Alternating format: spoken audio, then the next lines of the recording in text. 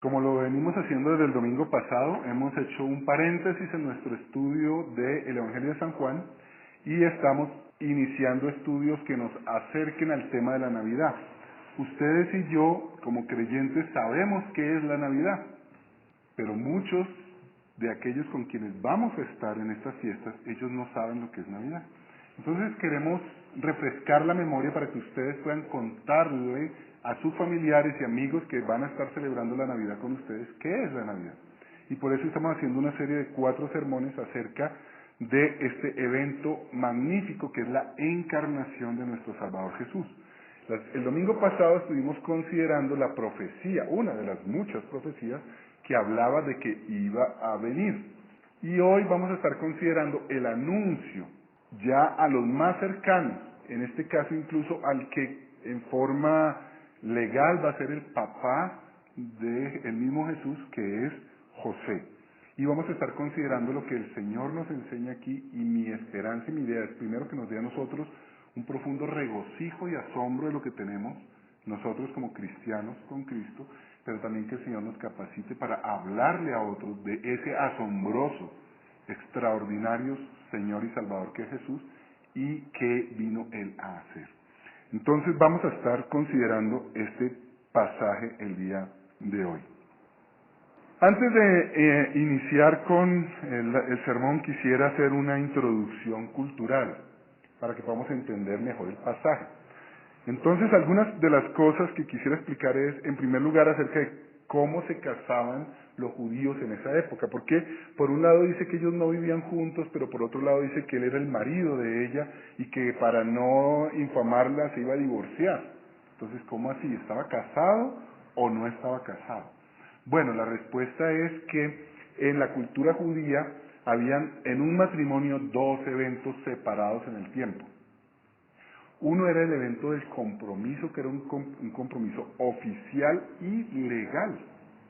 Cuando las familias de un hombre y la familia de una mujer llegaban a un acuerdo en que hubiese un matrimonio entre este varón y esta dama, que eran los novios, digámoslo así en nuestros términos modernos, eso para ellos era lo que para nosotros sería como un compromiso, pero más, porque es un compromiso con responsabilidades legales, documentados.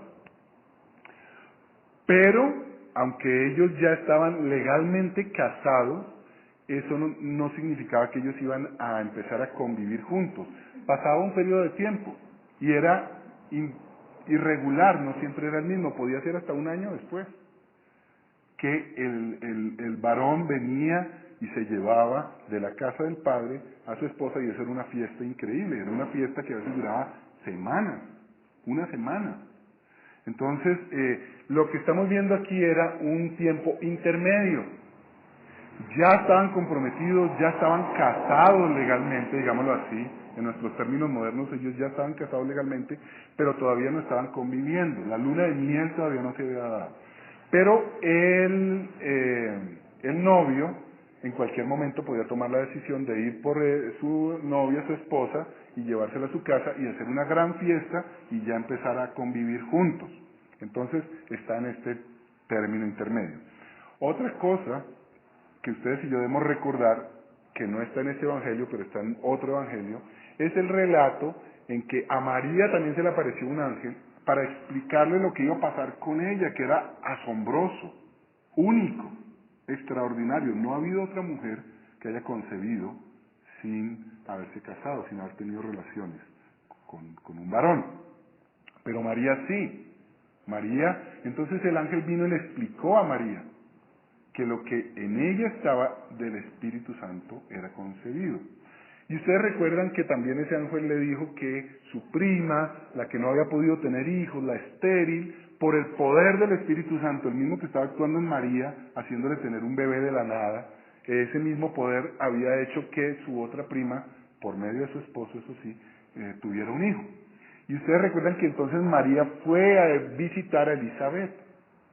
Y duró 3 meses allí visitándola. En los últimos 3 meses de Elizabeth, suponemos hoy en día que Elizabeth y Zacarías estaban temiendo que era un embarazo de alto riesgo. Entonces María fue a ayudarlas, para que Elizabeth estuviera acostadita, no perdiera ese bebé, y María estaba ayudando pues con todas las cosas de la casa y ayudando también a cuidar a Elizabeth en el último tiempo que es tan difícil para las damas. Ahora, usted imagínese que usted es el novio, su novia, que es su esposa oficial ya legal, se va 3 meses y luego regresa y usted encuentra que está embarazada. ¿Qué puede usted pensar? Pues es lo mismo que José está pensando. Ahora, eso por un lado para que podamos entender qué era lo que estaba pasando por José, y José no era que fuera un hombre malo, un hombre chapado a la antigua, ni nada de eso, era un hombre respetuoso, virtuoso, como lo podemos leer aquí. Otra cosa que podemos, que debemos entender es que si José ya no se casaba con María, no concretaba esa unión, él tenía que hacer un divorcio, por lo que acabamos de decir, que era legalmente ya casados. Por último, quisiera en la introducción cultural hablar de la profecía que está dándole el ángel a José. El ángel le habla de que es una señal que Isaías, 600 años antes de este evento, ya había dicho.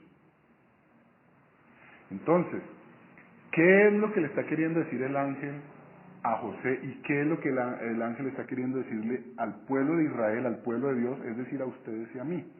Bueno, cuando cuando se le dijo a Acaz, que era el rey que había en ese momento en Judá, que pidiera una señal, porque era un rey que no quería obedecer a Dios y estaba en inminencia una invasión.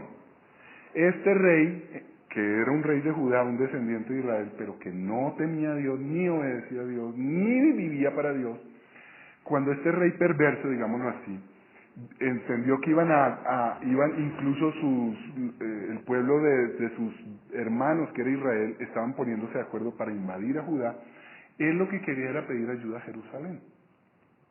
Y en sus propias fuerzas y para su propia gloria, él tomarse el lugar de el salvador del pueblo. Yo hice un acuerdo con Egipto y los salvé a ustedes, y entonces yo recibo la gloria.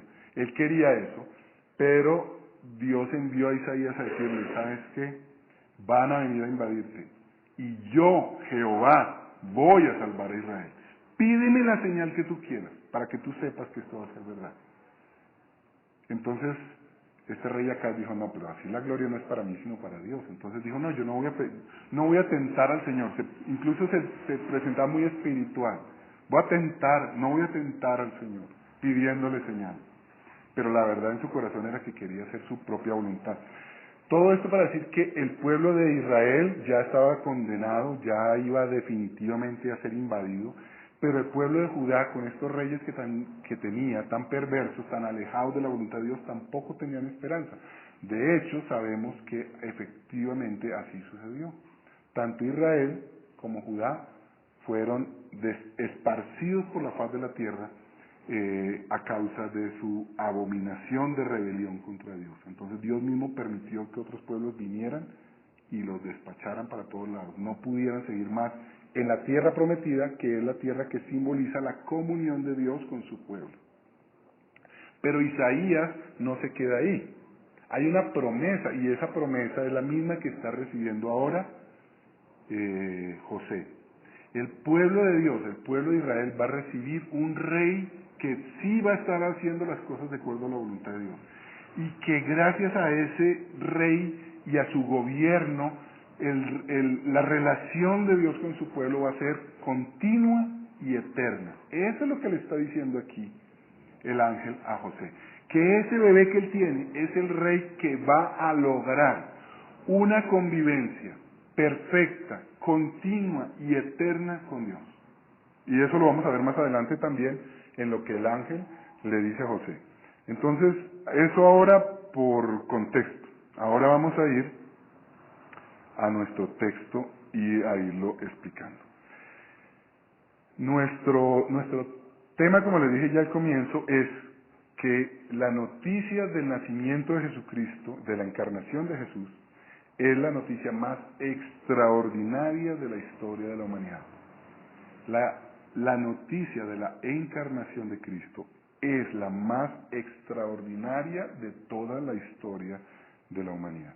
Usted se puede imaginar que es una buena noticia. Hay buenas noticias banales o superfluas.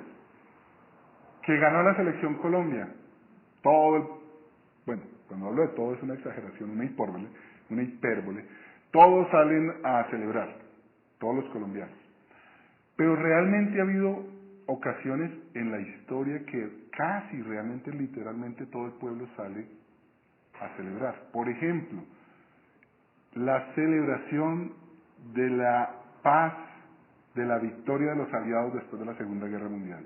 Prácticamente en todos los países aliados y literalmente salieron a las calles a celebrar. Porque era el fin de la guerra y era la victoria sobre los oprimidos. Si eso pasa con una noticia como la derrota de los nazis, ¿cómo no vamos a estar nosotros siendo mucho más gozosos, celebrantes y festejantes, que estamos escuchando la noticia de El Salvador, no de un imperio que es temporal, sino del dominio de la muerte y del imperio de la muerte, del imperio de Satanás? Nosotros somos libres de ese imperio por medio de esta noticia extraordinaria que hoy hemos leído del nacimiento de Jesús. Y somos libres no temporalmente, sino continua y eternamente. ¿Cómo no celebrar eso? ¿Cómo no estar felices y gozosos?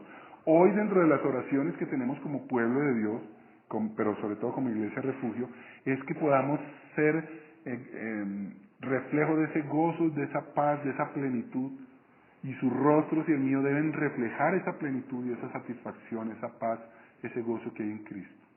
Pero la única forma en que ustedes y yo podemos estar continuamente reflejando ese esplendor de gozo y de paz es entendiendo lo que tenemos en Cristo. Y eso es lo que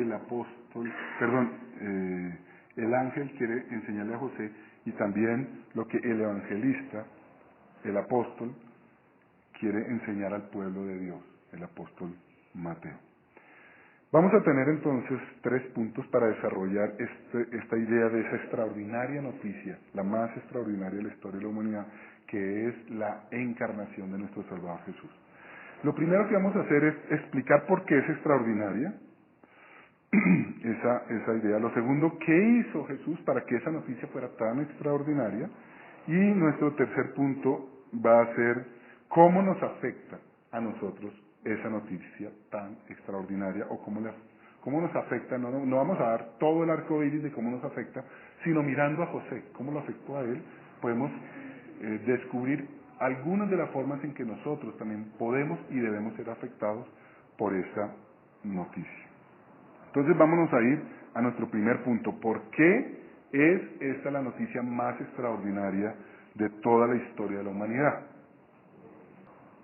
Nos informa el pasaje que el ángel está diciéndole a José que el hijo que viene de María es un niño que ha sido puesto en el vientre de María por medio del Espíritu Santo.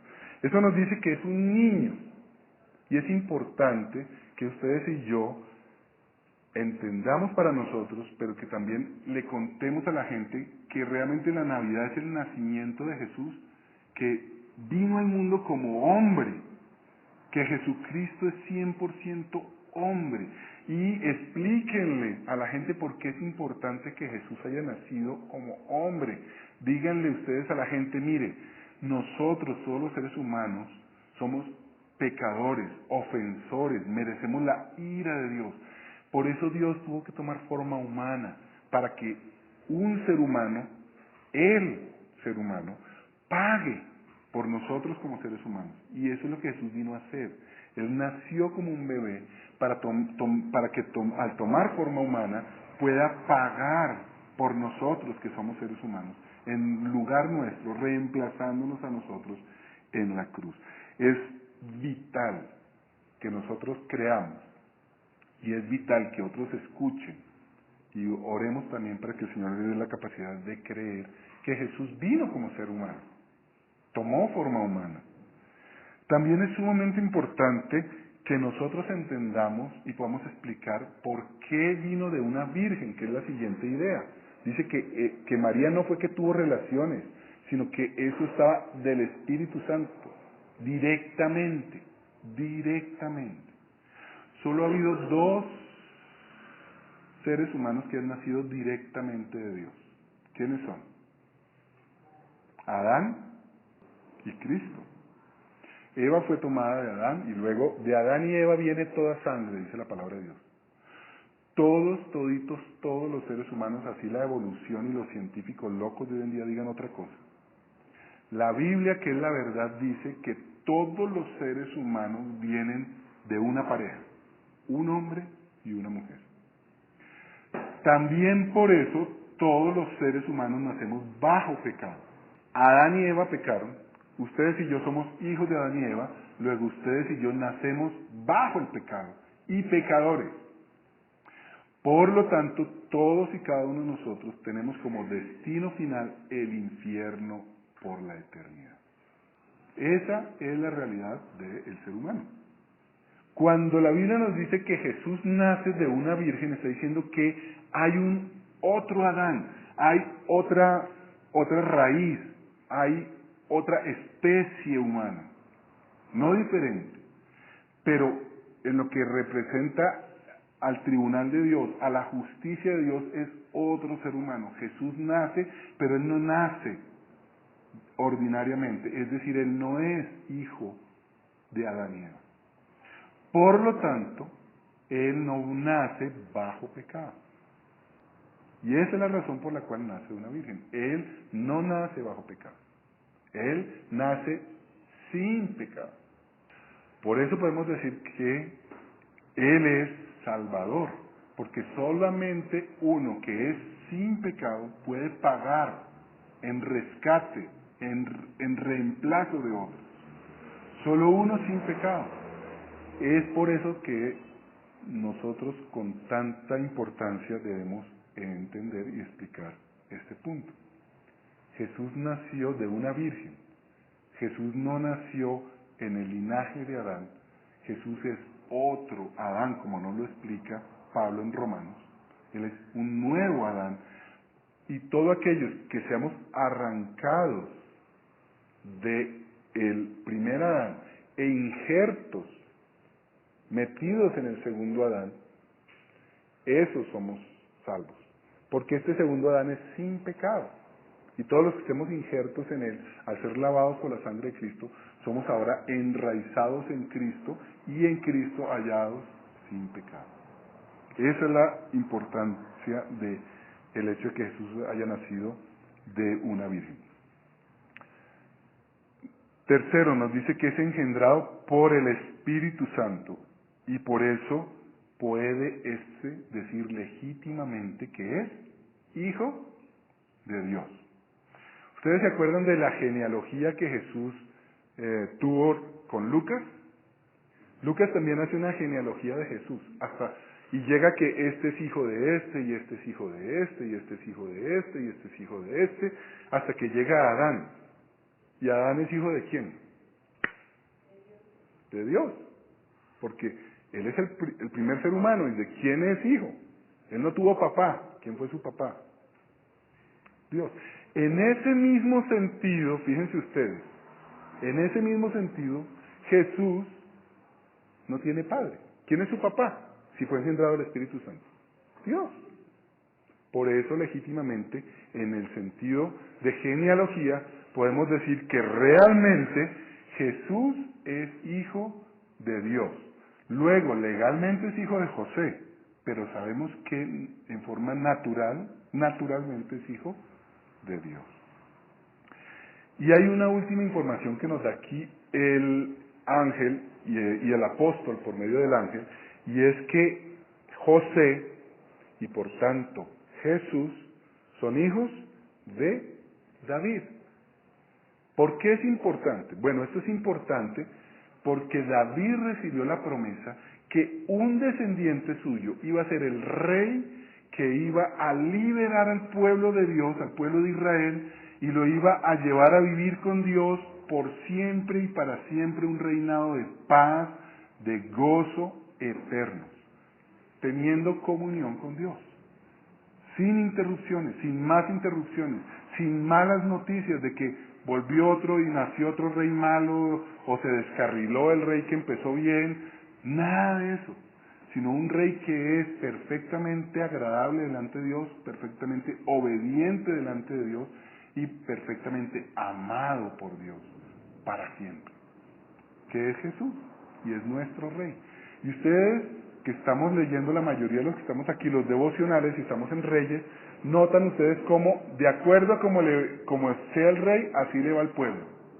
Y bueno, y ustedes y yo como colombianos también. De acuerdo como los líderes que tenemos en el gobierno de nuestro país, así nos va, ¿o no? Bueno, así nos pasa. Y ustedes y yo tenemos este extraordinario rey que nos ha nacido, que es Jesucristo. Entonces es descendiente de David, por lo tanto es el eternamente rey bondadoso, porque Dios mismo lo había prometido. Es el cumplimiento de esa gran promesa. El segundo punto nos dice qué hizo él para que esta noticia fuera tan extraordinaria. ¿Qué es lo que Jesús hace que hace que esta noticia sea tan extraordinaria? Nos habla el ángel de nombres, pero para ustedes y para mí, bueno, esta era otra cosa que debió haber explicado en la introducción cultural, pero bueno, lo hago ahora. En hebreo los nombres no son como nosotros. ¿Qué significa Javier en español? ¿Qué significa Javier? Nadie sabe. De pronto no significa nada. En hebreo es muy diferente. Cada persona recibía un nombre que iba de acuerdo con su carácter, su oficio, su propósito en la vida. Y por eso notemos que cuando leemos que Pedro se acercó a Jesús y Jesús le cambió el nombre y le puso por nombre Pedro. ¿Por qué? Porque Pedro iba a cumplir una función específica, él ya tenía un propósito de vida determinado por Jesús, y por eso es Petros, Pedro, la piedra, y así sucesivamente. Cada nombre en hebreo señala el propósito en la vida de esa persona. ¿Cuáles son los nombres que el ángel habla que va a tener este niño? El primero de ellos es Jesús, y Jesús en hebreo significa Salvador, o Dios salva. Lo que nos enseña que el propósito de Jesús es ser Salvador, lograr la salvación, hacer que la salvación sea un hecho. Eso es un nombre maravilloso, Dios salva o Salvador. ¿Por qué es maravilloso? Él dice que Jesús, ese nombre dice que Jesús salva, que los actos de Jesús van a salvar. Noten ustedes qué diferencia con lo que a veces algunos creen, y espero que ninguno de aquí de la congregación crea. Algunas veces la gente dice que Jesús vino a ofrecer salvación. ¿Qué diferencia hay entre que Jesús salva y que Jesús ofrece salvación? Voy a decirlo, pero voy a empezar al revés. Si Jesús ofrece salvación, ¿qué se requiere de usted? Que la acepte. Ahora, usted y yo sabemos cómo es nuestro carácter. Su carácter es firme, continuo, perfecto y para siempre. No cambia su decisión nunca. La decisión que usted toma siempre es la mejor y usted la hace y nadie se lo puede impedir. Entonces, ¿qué pasa si Jesús ofrece salvación y es usted el que tiene que recibirla y mantenerse en ella? ¿Cómo es su salvación? ¿Ya resuelta? ¿Asegurada? No.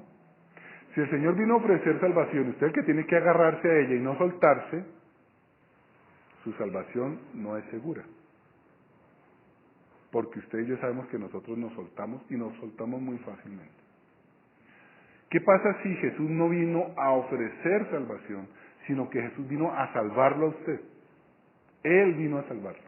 Y con los hechos que Él hizo, ya lo salvó. Entonces, ¿cómo es su salvación? segura. ¿Por qué? ¿Depende de usted en algo? ¿De quién depende? De Jesús. Jesús falla, se cansa, no es capaz, ¿en alguna manera? No, ni se cansa, ni es incapaz, ni cambia de parecer, de ninguna manera. De tal manera que esta es la esencia de la buena noticia, que Jesús vino a salvar. Dice que vino a salvar a su pueblo de sus pecados. ¿A quién vino a salvar? ¿Leemos o se acuerdan? Bueno, vamos a leer. Por favor, pasen a Mateo capítulo 1, versículo 21. ¿Quién lo quiere leer, por favor, en voz alta? Okay. ¿A quién salvará Jesús? Bueno, muy bien. Sabemos entonces ahora que el pueblo que es de Jesús tiene la salvación asegurada. Eso ya lo acabamos de ver. La segunda pregunta. ¿Quién es el pueblo de Dios? ¿Quién es Israel? ¿Quién es el pueblo de Jesús? ¿Toda la humanidad? ¿Los que nacieron sanguíneamente de Abraham? ¿Los que tienen fe, cualquiera que sea la fe que tengan? ¿Quién es el pueblo de Dios? Eso, gracias. Vamos a ir a Juan capítulo 1, eso ya lo vimos hace poco. Juan capítulo 1, versículo 12. ¿Quién lo quiere leer en voz fuerte y alta para todos nosotros? Mas cuando lo recibieron a los que creen en su nombre, les dio el derecho de ser hijos de Dios. Muy bien. ¿Quiénes son entonces los hijos de Dios? ¿Quiénes son el pueblo de Jesucristo? Ahí lo dice. Exacto. Entonces, ¿quién es el pueblo de Dios? Todos los que creen. Miren cuánta confusión tenemos al respecto. Algunas personas dicen que Jesús vino a salvar a todos los hombres. Si Jesús vino a salvar a todos los hombres, entonces todos los hombres son salvos. Entonces, primero, no necesitamos hablar de Cristo porque ya todos son salvos. Segundo, no importa tampoco cómo vivamos, porque todos son salvos. Entonces no tenemos que preocuparnos de nadie. Todos son salvos. Ahora, eso contradice lo que el Señor mismo dice, porque Él dice que vino a apartar. Claramente la Biblia habla de que hay dos grupos, las ovejas y las cabras. Claramente el Señor dice que hay un cielo y hay un infierno. Claramente el Señor dice que algunos van a estar con Él y otros van a estar en la condenación eterna. Entonces, las personas que dicen que todos los seres humanos son hijos de Dios, que todos los seres humanos son aquellos para que Jesús vino a salvar, están equivocados. Eso no es verdad porque la misma Biblia nos la enseña que no es verdad. Ahora, por otro lado, algunos dicen que es solo Israel, los que son israelitas, los que vienen de la promesa y que son hijos de Abraham. Pero quisiera que alguien leyera Gálatas, capítulo 3, versículo 7. Gálatas, capítulo 3, versículo 7.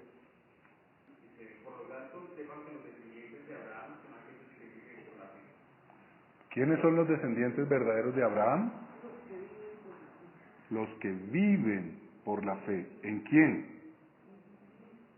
En Jesucristo. Llegamos a la conclusión que Jesús vino a salvar a su pueblo de sus pecados, y ese pueblo a que vino a salvar tiene la salvación segura, pero ellos ¿quiénes son? Los que tienen fe en Jesucristo, los que han tenido fe en Jesucristo. ¿Abraham fue salvo? ¿Por qué fue salvo Abraham? Creyó a Dios por la fe. ¿Qué creyó Abraham? En la promesa de Dios, y la promesa de Dios para Abraham, ¿cuál fue? La del hijo. ¿Quién es ese hijo? Isaac, sí, pero Jesucristo. El hijo que Dios le prometió a Abraham es Cristo. Es el descendiente, el mismo que le prometió a Adán y a Eva, le prometió a Abraham, luego se lo prometió a David, y es el que ahora estamos celebrando que vino, el hijo verdadero de Abraham, el hijo verdadero de David, el hijo verdadero de Eva, que es el hijo prometido que va a traer salvación, es Jesucristo. Entonces, ¿en quién creyó Abraham? En Jesús, en el que había de venir. Creyó en Jesús. Todas las personas del Antiguo Testamento que fueron salvas por creer en la promesa. ¿Quién es la promesa? En el pacto. ¿Cuál es el pacto? ¿Quién es el pacto? Jesús. Jesús es la promesa, Jesús es el pacto, Jesús es el Mesías prometido, Jesús es la tierra prometida, Jesús es la resolución del problema del hombre respecto al pecado, el único que ha vencido la muerte y en el único en quien ustedes y yo podemos vencer la muerte. Es Jesús. Por eso dice que solo hay un nombre dado a los hombres en que podemos ser salvos. ¿Y eso lo dice solamente para nosotros? No. No hay otro nombre dado a los hombres, a la humanidad, en que podamos ser salvos, incluyendo las personas del Antiguo Testamento. Solo en Cristo hay salvación. Solo la fe en Cristo. Y ese es el pueblo de Dios. Desde Adán y Eva hasta el último de los seres humanos que nazca, el pueblo de Dios, el pueblo de Israel, aquellos por quienes vino Jesús para salvarlos de sus pecados, son los que creen y viven por la fe en Cristo Jesús. Ellos son el pueblo por quien vino Jesús, del que habla aquí. ¿De qué los salva? ¿Cuál fue el problema? Hoy estamos hablando mucho de problemas. Y si usted y yo vemos el noticiero, los problemas a veces nos sobrepasan. Problemas de justicia. ¿Dónde está la justicia? ¿Quién la puede hallar? No sabemos. De sabiduría. ¿Dónde está la sabiduría? ¿Quién la puede hallar? ¿Quién tiene la verdad? Un caos total es esta sociedad. Para muchos. Pero no para ustedes. ¿Dónde está la justicia, hermanos? En Cristo. ¿Dónde está la sabiduría? En Cristo. ¿Dónde está la verdad? Lo que la gente está buscando, ustedes y yo lo tenemos. ¿Cuál es el problema del hombre? ¿Cuál es el verdadero problema del hombre? No es la falta de educación, no es la falta de plata, no es la falta de oportunidades, no es la falta de buenos líderes. En primer lugar, claro, todo eso sí. Pero ¿cuál es el verdadero problema del hombre? Su pecado, su rebelión contra Dios y la consecuencia de la rebelión contra Dios. Todo eso son las malas noticias. La fuente es la rebelión contra Dios y las malas noticias son las consecuencias de estar en rebelión contra Dios. Entonces, ¿de qué nos salva Jesucristo? ¿Cuál es el verdadero problema que nosotros como pueblo de Dios tenemos? Nuestro pecado. ¿Y qué dice el pasaje que hizo Jesús? ¿Se acuerdan? Porque Él, ¿ya no se acuerdan? Lo acabamos de leer en Mateo. La Virgen concebirá, perdón, no, más atrás, el 20, el 21. Él salvará a su pueblo de sus pecados. Jesús no nos vino a salvar de todas las malas noticias que usted y yo podamos tener, no nos vino a salvar de la escasez económica, no nos vino a salvar de la enfermedad temporal de este cuerpo, no nos vino a salvar de la humillación que recibimos continuamente de otras personas, no nos vino a salvar de esas cosas temporales aquí, pero sí nos vino a salvar definitivamente de todas ellas por la eternidad. Ustedes y yo aquí nos envejecemos, sí. ¿Y nos duelen las coyunturas cuando nos envejecemos? Sí. ¿De qué nos salva el Señor? ¿De la vejez aquí? No, pero sí de la vejez eterna. Ustedes y yo seremos resucitados con cuerpos gloriosos que no se envejecen y no les duele nada. Nos enfermamos, sí, nos enfermamos aquí, pero el Señor nos ha salvado de las consecuencias eternas. Recibiremos un cuerpo glorioso que ya no se enferma, nunca más. Y lo más importante, nos salva de la separación con Dios. La rebelión hace que nosotros estemos separados de Dios. Lo más importante, lo primero que vino a hacer Jesús fue restaurar nuestra unión, nuestra unidad con Dios. Él pagó y nos limpió de todos nuestros pecados para que limpios en santidad podamos estar en unidad con un Dios que es santo y puro. Y nos reconcilió para que nosotros podamos amarle y para que dejemos de estar en rebelión y en cambio de estar en rebelión estemos en sumisión. Lo opuesto a la rebelión, ¿qué es? Sumisión. Ahora ustedes y yo queremos, deseamos obedecer al Señor. Las personas del mundo no quieren obedecer al Señor. Quieren desobedecerlo o al contrario y peor aún, quieren que Dios los obedezca a ellos. Una relación con Dios, pero para que Dios les haga lo que ellos quieren. Para que el poder de Dios sea usado para que les dé a ellos lo que ellos quieren. Plata, salud, éxito, placeres. Señor, entonces ayúdame, hazme ganar la lotería, que yo pueda tener un mejor puesto para esas cosas. Dios al servicio del hombre. O si no, pelean con Dios totalmente. No, ese Dios no existe porque, ¿por qué no existe Dios? No, porque le pido y no me da lo que yo quiero. Entonces no existe. Nosotros hemos sido reconciliados. El Señor, por medio de la sangre de Cristo, ha permitido que el Espíritu Santo pueda venir a nosotros a humillarnos, a darnos arrepentimiento por esa rebelión contra Dios y capacitarnos para vivir en sumisión, en obediencia al Señor. Y decir, hágase tu voluntad. Y ¿sabes qué? Me gozo en tu voluntad porque tu voluntad es perfecta y es buena y es justa y es santa. Tu voluntad es maravillosa. Eso es lo que se celebra en Navidad, a eso vino Jesús y eso es lo que recibimos como consecuencia de la obra de Jesús. Él es entonces quien nos ha salvado de nuestro pecado, que es la rebelión contra Dios. Ya no hay rebeldes aquí. Todavía pecamos, todavía caemos en desobediencia, pero no en rebelión, porque pedimos perdón y no queremos volverlo a hacer. No queremos seguir en rebelión. No queremos seguir ofendiéndole. Y ese es el milagro de lo que Jesús ha hecho por nosotros. Por eso el siguiente nombre es maravilloso, es la consecuencia de lo que acabamos de hablar. La Biblia dice que aquí Jesús es llamado Emanuel, basado en la profecía de Isaías. ¿Qué significa Emanuel? La palabra Emanuel en hebreo, como todos los nombres, recuerden, tienen significado, es Dios con nosotros.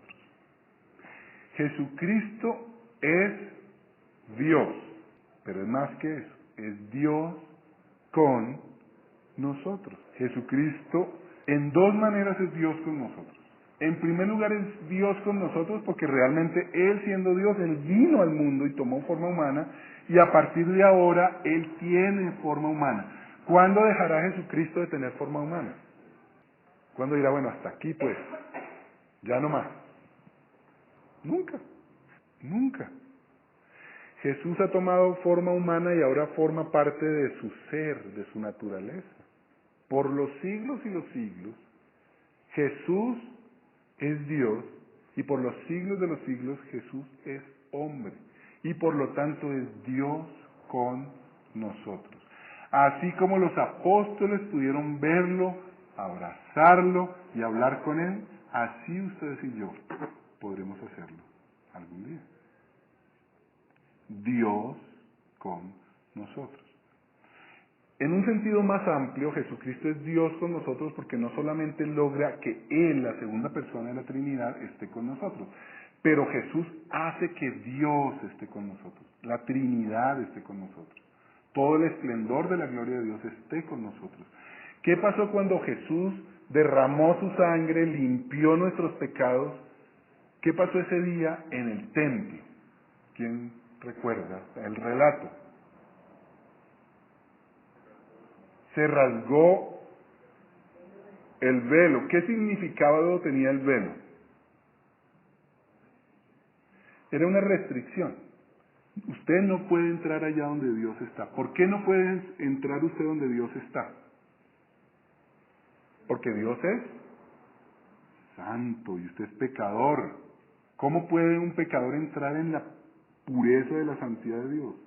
No puede. La ira de Dios inmediatamente achicharra al que quiere entrar en la santidad de Dios. Pero ¿y si usted es limpio, perfectamente limpio, puro, puro, puro, usted puede entrar en la presencia de Dios? Claro. La ira no va contra la santidad. La ira va es contra el pecado. Pero donde no hay pecado, no hay ira. Y si no hay ira, hay acceso. Usted puede entrar en la presencia de Dios. Al entrar en la presencia de Dios, reconocemos que hemos sido limpios de nuestros pecados. Fluye. Ahora el creyente puede entrar en la presencia de Dios, y es lo que hemos hecho en oración, por ejemplo. Ahora estamos en adoración en la presencia de Dios. Pero también fluye hacia el otro lado. El Espíritu Santo vino, se derramó en Pentecostés, y a partir de ahí el Espíritu Santo está en nosotros, somos templo del Espíritu Santo. Todo eso es debido a que Jesús pagó y Emmanuel se hizo realidad. Dios con nosotros, Dios Espíritu Santo en medio de la iglesia. Somos templo del Espíritu Santo. Jesús en medio de nosotros cuando regrese por segunda vez. Y el Padre con todo su esplendor y gloria también. En ese sentido también podemos decir que Jesús es Emmanuel. ¿Cómo eso nos afecta? Pues ya ustedes se pueden imaginar muchas maneras. Pero lo que quiero hoy es que veamos cómo afectó a José. Y para ver cómo nos puede, tres cosas en que nos puede afectar a nosotros directamente. Primero, José iba muy preocupado en la vida, su esposa embarazada, él no sabía de quién, pero estaba juzgando todas las cosas a la luz de lo que él se imaginaba que eran. Ella me fue infiel, o alguien la violó. El punto es que ahora resulta que ha concebido. ¿Qué va a hacer de mi vida? Ese hombre estaba tan afanado por eso. ¿Qué voy a hacer? Entonces, ahora me va a divorciar de ella, el corazón roto por la traición, y al mismo tiempo ahora, como la ama tanto y no quiere infamarla, entonces él va a divorciarse y a dejarla secretamente. ¿Qué va a pensar la gente entonces? ¿De quién fue ella embarazada? Del que la dejó. Mire que se casó con ella y la embarazó y ahora la deja. O sea que el estigma iba a caer probablemente sobre José, un bandido que se compromete, embaraza y abandona, como muchos aquí en Colombia tristemente. La vida de José es completamente caótica, pero con la revelación, con la noticia de la obra del Espíritu Santo, con la obra de Jesucristo, hay ahora claridad en la mente, en el conocimiento, en el entendimiento de José. Le dio entendimiento a lo que estaba pasando, y a la luz de ese entendimiento le da paz y le da gozo. ¿Cómo esto se puede aplicar en nuestra vida? Perdone que sea reiterativo, pero es que me pasa a mí, y yo creo que a todos. Se nos va la paz cada vez que miramos un noticiero o leemos en el periódico un noticiero de Colombia, ¿sí o no? Se nos va la paz. Pero cuando ustedes y yo recordamos que Jesús es Rey, que está gobernando hoy, no es que de pronto o que gobernará en el futuro, no, Él hoy está gobernando todas las cosas. Él es Rey hoy. Él ya nació Rey y a partir de ahí es Rey. Sobre nosotros, pero también sobre toda la creación. Ustedes y yo podemos saber que Él está en control y Él sabe lo que hace. Segundo, nos mortifica tanto el noticiero es porque hay tanta impunidad, no se hace justicia. Es increíble en Colombia el nivel de impunidad al que hemos llegado. Asombroso. Yo no me quiero comparar con otros países, pero no sé si haya una injusticia estatal tan grande como la que hay en Colombia. Pero ustedes y yo, gracias a la perspectiva de lo que tenemos en Cristo, sabemos que Él es justo y hará justicia. Ustedes y yo podemos descansar. La gente puede burlarse, manipular, deformar y administrar perversamente la justicia humana. Pero con todita y absoluta seguridad, todos compareceremos ante el tribunal de Cristo y se hará justicia. Entonces ustedes y yo podemos descansar viendo el noticiero, en que a pesar de todo este caos, habrá justicia. Habrá justicia y nadie puede escapar de ella. Así sucesivamente. Entonces, la realidad de Cristo le dio paz a José, en medio de lo que él pensó que era una noticia terrible, y el Señor nos da paz a nosotros en Cristo, porque Él vino en las realidades terribles, aún en las peores noticias que podamos nosotros ver. Nos da una nueva perspectiva para ver la realidad, así como lo hizo con José. Una otra cosa que hizo Dios en José, con la aparición del ángel, con la obra del Espíritu Santo y con la noticia de la salvación, del nacimiento, del Salvador, es que le dio a José la capacidad de obedecer.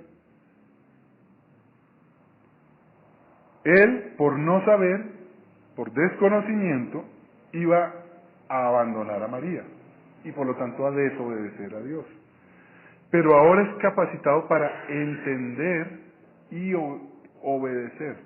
Y ustedes y yo tenemos esa misma capacidad. La palabra de Dios, por medio del Espíritu de Dios, nos ayuda a entender, a conocer la voluntad de Dios, para poderla obedecer, como le pasó a José.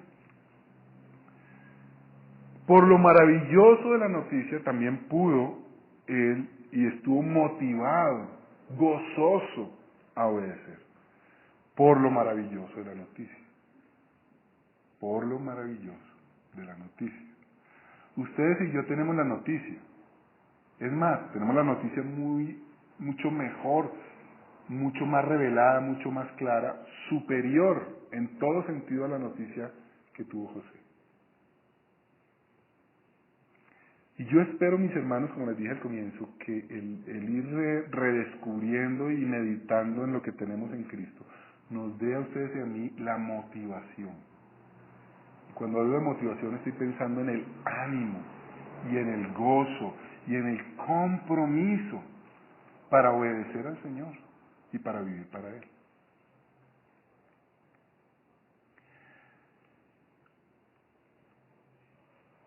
Y le dio la capacidad para un servicio sacrificial, para servir sacrificialmente al Señor. Esa buena noticia fue tan buena, tan impresionante, que lo capacitó para servir al Señor. La vida de José no fue fácil.